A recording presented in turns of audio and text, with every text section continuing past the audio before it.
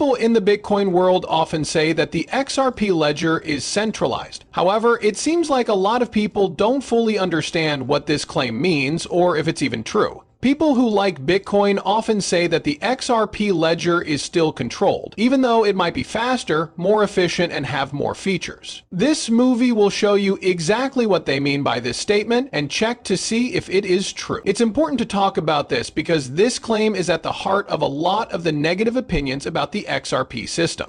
I've been trading crypto regularly for over 380 days and always end the month with a profit. People who copy my moves have made over $29,000 in profits in just the last 90 days. Want to see my real stats? To copy my trades for free today, click the first link in my personal description. A closer look and learning about how the XRP ledger works, especially how it's actually more decentralized than Bitcoin, will show that many of these points aren't based on facts but on false information. Hey everyone, make sure you watch all the way to the end of the video because I'm going to show you the XRP price chart and explain when I think the next move will happen.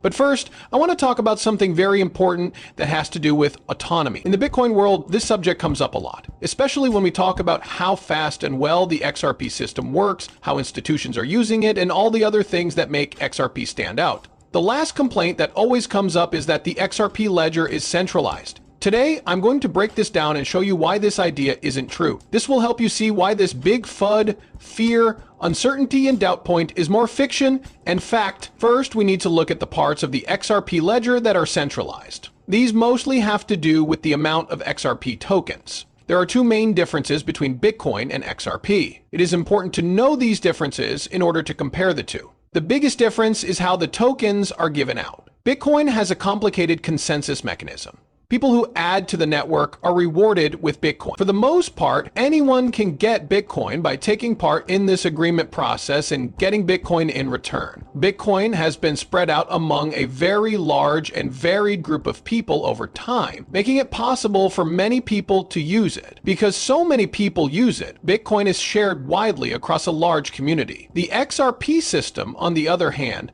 did things differently. By avoiding Bitcoin's problems with being too complicated and using too much energy, it chose to mint all of its tokens at once, putting them into the network so that they could be spread out gradually within its environment.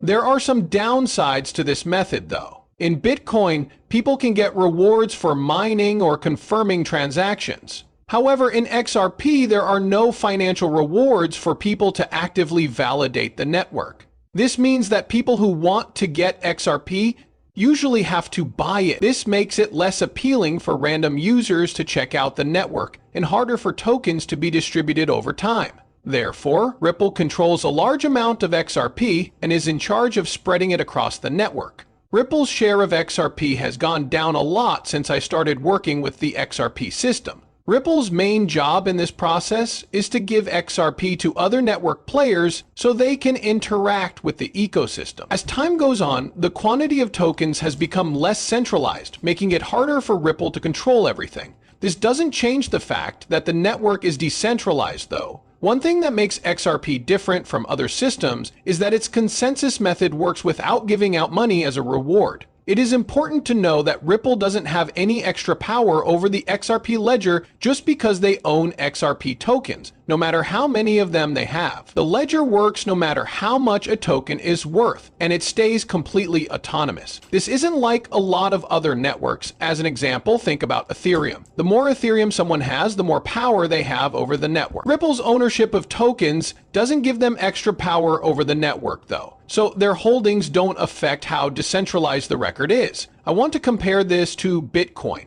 The hash rate an entity can give is linked to how much power it has. This means that people with more money and resources can make more hash power, which gives them more control over the network. There is a risk of centralization because 3 big mining pools control more than 51% of the Bitcoin network's hash rate right now. Bitcoin's tokens are spread out more widely, and no one group controls a large part of them like Ripple does. Mining power is what really controls Bitcoin. This makes it so that even though Bitcoin tokens are widely used, a few mining pools have a lot of power. On the XRP ledger, on the other hand, no one party can control the network, no matter how much confirmation power they provide. Each validator in this scheme has the same amount of power over the network. When it comes to Bitcoin, for example, a few mining groups control a big chunk of the hash rate. This gives them a lot of power over the network. Each validator has the same amount of weight, which is similar to how these Bitcoin mining groups would have the same amount of power. Because of this, the XRP currency supply is centralized around Ripple, but the XRP ledger's network itself might be more decentralized than Bitcoin's. This part is often forgotten, but it might be one of the most important parts of this conversation. In the future, the way tokens are distributed is likely to change in a big way. In the long run, Ripple will have less XRP, while companies like BlackRock or MicroStrategy may collect more and more Bitcoin. When that time comes, MicroStrategy might own 10 to 15% of all Bitcoin, while Ripple might only own 10% of XRP. The way tokens are distributed will change over time, and no one can stop entities from getting large amounts.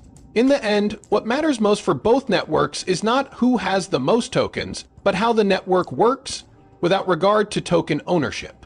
What really counts is that the network underneath stays decentralized and doesn't need any permissions. This is true for both Bitcoin and XRP.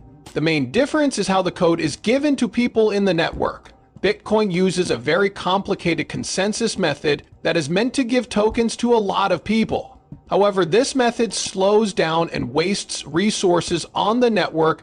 Because of the complicated process of giving out tokens, the XRP ledger, on the other hand, chose simplicity by minting all coins ahead of time. This avoided Bitcoin system's needless complexity. The XRP ledger can now focus on making a fast, efficient network that is perfect for payments thanks to this choice. When it comes to independence, the XRP ledger is very decentralized, maybe even more so than Bitcoin.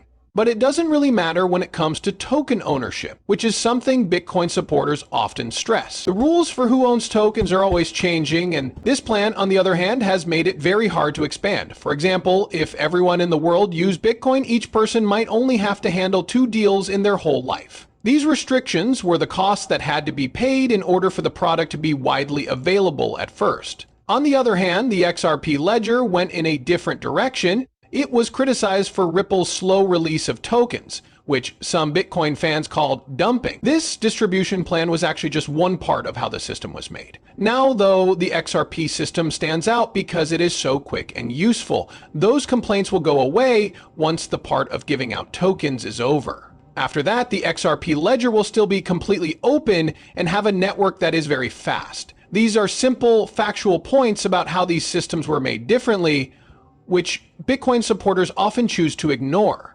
To really understand the pros and cons of different networks, read these points. It's important to be honest about the subject and look into why these networks were set up the way they were. If you don't understand the basic ideas behind decentralization, it's easy to get caught up in fights. For example, Bitcoin maximalists say that the XRP ledger needs to be centralized because Ripple has a lot of coins, but as we've already talked about, this doesn't change how decentralized the network is. Over time, that number of tokens will be spread out in a way that is different from how Bitcoin does it. It does protect diversity in its own way, though. Now that those points are clear, I want you to go back and watch the movie again if you need to in order to fully understand these ideas.